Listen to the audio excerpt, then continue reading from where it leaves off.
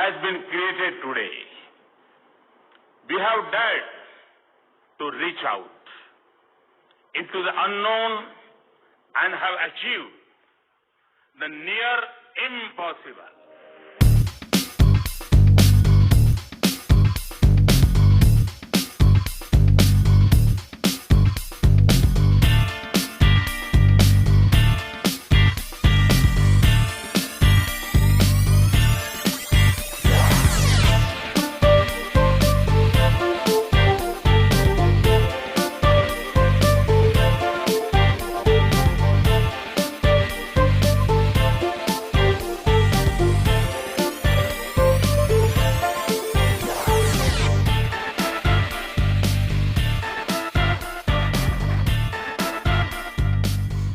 पाँच नवंबर 2013 को इसरो ने मार्स ऑर्बिटर मिशन लॉन्च किया, जिसे मंगलयान मिशन का नाम दिया गया।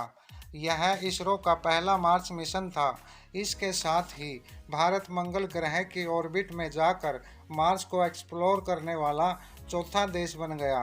इससे पहले कॉस्मोस, नासा और यूरोपियन स्पेस एजेंसी ही वहां तक पहुंच पाई थी।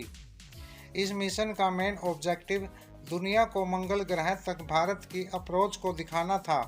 इसरो ने कॉस्ट इफेक्टिव तरीके से केवल 450 करोड़ रुपए के छोटे से बजट में मार्स जैसे कॉम्प्लेक्स मिशन को अपनी पहली फर्स्ट अटेम्प्ट में अचीव करके दुनिया की मीडिया, इन्वेस्टर्स और भारत के यूथ्स का ध्यान स्पेस टेक्नोलॉजी की तरफ खींचने का काम किया है। इस मिशन में PSLV C-25 रॉकेट का यूज किया गया। इस प्रोब को 6 महीने की मिशन लाइफ के लिए डिज़ाइन किया गया था, परंतु रिकवर करके इस प्रोब ने 24 सितंबर 2021 में अपने 7 साल 6 महीने और 8 दिन पूरे कर लिए। अप्रैल 2022 में अनसफिशिएंट फ्यूल और बैटरी की प्रॉब्लम के चलते कम्युनिकेशन लॉस होने से मंगल मिशन को अयोग्य घोषित कर दिया गया। मंगल ग्रह के सरफेस की मॉर्फोलॉजी और माइनरोलॉजी और एटमॉस्फेयर को समझने के लिए प्रोब पर 5 साइंस पेलोड माउंट किए गए थे और प्रोब को हाईली एलिप्टिकल ऑर्बिट में डिप्लॉय किया गया था, क्योंकि एलिप्टिकल ऑर्बिट के फारदेस्ट पॉइंट से ही मंगल ग्रह को ग्लोबली ऑब्जर्व किया जा सकता है और ऑर्बिट के नियरेस्ट पॉइंट से ही थिनर डिटेल ली जा सकती है। और फिर इसे हम इस तरह से समझ सकते हैं कि किसी भी ग्रह की फुल डिस्क व्यू के लिए हमें उससे बहुत दूर जाना पड़ेगा और सतह की बारीकी से देखने के लिए उसके बहुत करीब आना पड़ेगा। मंगल ग्रह पर हुई उथल पुथल और वहाँ की मॉर्फोलॉजी को मैप करने के लिए स्पेस एप्लीकेशन सेंटर अहमदाबाद द्वारा डेवलप किया गया Mars colour camera MCC payload का यूज किया गया।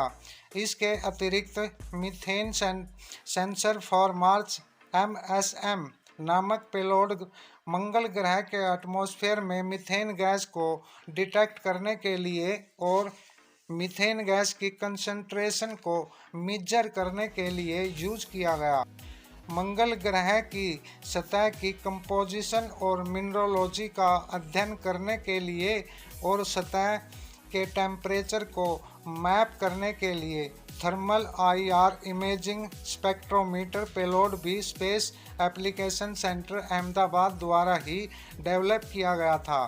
मंगल ग्रह के एटमॉस्फेयर का 80% हिस्सा स्पेस में एस्केप कर जाना और 20% हिस्से का बचना, इसके रहस्य से पर्दा उठाने के लिए MENCA the Mars exospheric neutral composition analyser नामक पेलोड का इस्तेमाल किया गया और लाइमन अल्फा फोटोमीटर 5वां पेलोड मंगलयान पर माउंट किया गया था। लॉन्च विंडो लगभग 20 दिन चला।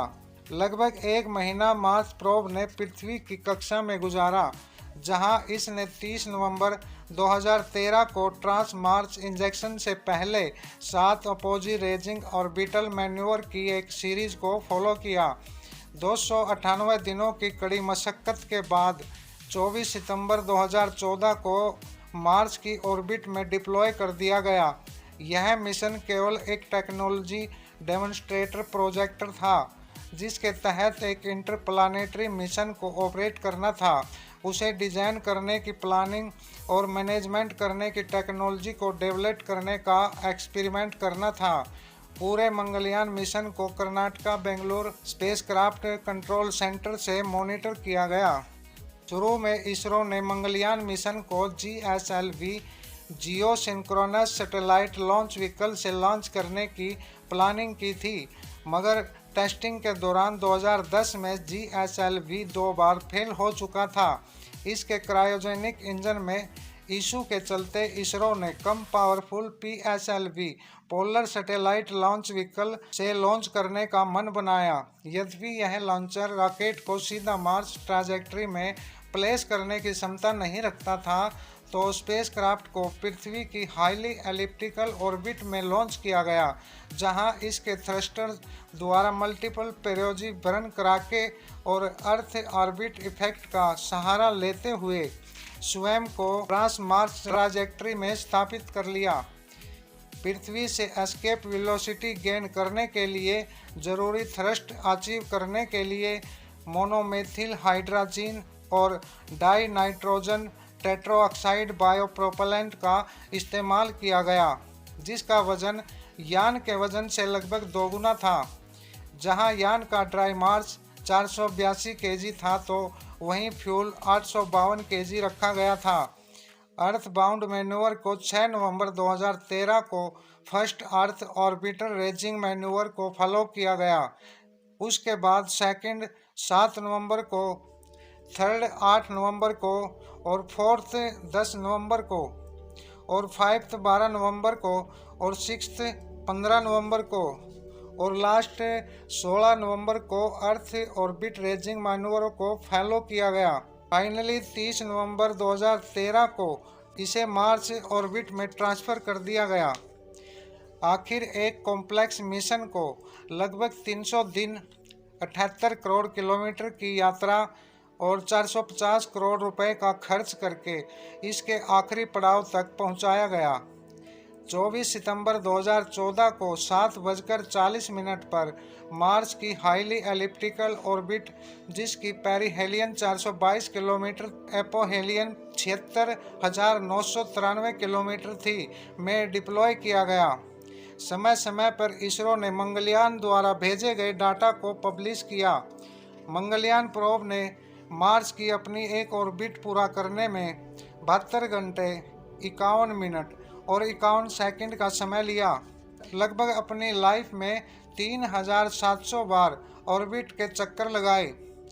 28 सितंबर 2014 को इसरो ने मंगलयान प्रोब के द्वारा first global view of Mars को पब्लिश किया। 19 अक्टूबर 2014 को मार्स के पास से गुजरने वाली कोमेट की वजह से प्रोब की अपोसिस ऑर्बिट को छोटा कर दिया गया। अब 72,000 किलोमीटर की अपोसिस रखी गई। 24 मार्च 2015 को प्रोब ने अपने 6 महीने का कार्यकाल समाप्त किया और उसको आगे के लिए रिकवर किया गया। 2018 में मार्स मिशन पर एक शॉर्ट फिल्म भी बनाई गई, कीप वॉकिंग इंडिया। इसके अलावा 2019 में मिशन मंगलयान एक मूवी बनाई गई और एक वेब सीरीज भी बनाई गई, मिशन ओवर मार्स। ये वेब सीरीज काफ़ी पॉपुलर रही। इसके अतिरिक्त 2015 में इसरो की पहली कोशिश में मंगलयान मिशन को अंजाम देने के लिए इसरो को अवार्ड सम्मानित किया गया। यह award USA based national space society द्वारा दिया गया था। इसका नाम स्पेस पायनियर अवार्ड है। चाइना ने इस मिशन पर भारत को प्राइड ऑफ एशिया का नाम दिया। उस समय 2000 रुपये की करेंसी पर मार्स प्रोब को फीचर किया गया था। 2016 में मार्स प्रोब की पहली इमेज को नेशनल जियोग्राफिक मैगजीन ने अपने कवर फोटो पर छापा और race to red planet story को पब्लिश किया था। अब तक केवल 7 देशों ने मंगल ग्रह पर मार्स मिशन भेजे हैं। अमेरिका ने 23 मिशन भेजे, जिनमें से 6 मिशन फेल रहे। अमेरिका ने सन 1964 में मारिनर मिशन शुरू किया था और 1971 में मारिनर 9 से सफलता हासिल करते हुए दुनिया का पहला देश बना जिसने मार्स को एक्सप्लोर किया। सबसे पहले सोवियत संघ ने 1960 में मार्स 1 नंबर 1 से मार्स मिशन की शुरुआत की, परंतु मार्स 2 को 1971 में लॉन्च करने के बाद सफलता मिली।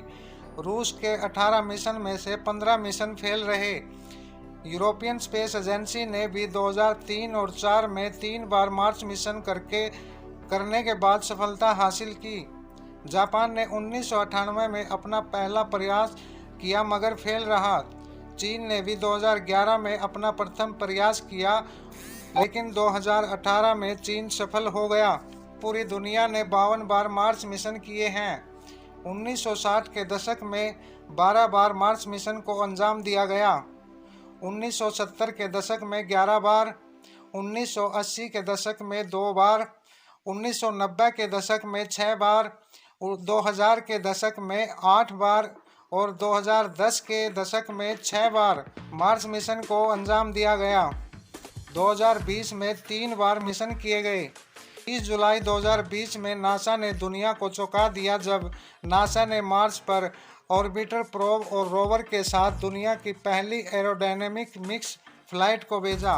मतलब नासा ने मंगल ग्रह पर रिसर्च के लिए एक हेलीकॉप्टर को उतारा और 19 अप्रैल 2021 को इस हेलीकॉप्टर ने मार्स पर अपनी पहली उड़ान भरी और कई एक्सपेरिमेंट भी किए।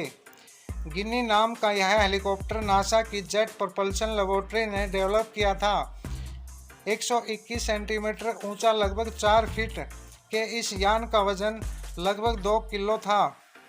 इसमें 6 सोलर लिथियम आयन बैटरी जिसकी एनर्जी वैल्यू 350 वाट है। इसे 3 अप्रैल 2021 को रोवर से बाहर निकाला गया। इसने 5 अक्टूबर 2023 तक 61 बार उड़ान भरी। इसने 24 मीटर ऊपर उड़कर लगभग 24 किलोमीटर की स्पीड से 13.5 किलोमीटर तक उड़ान भरी।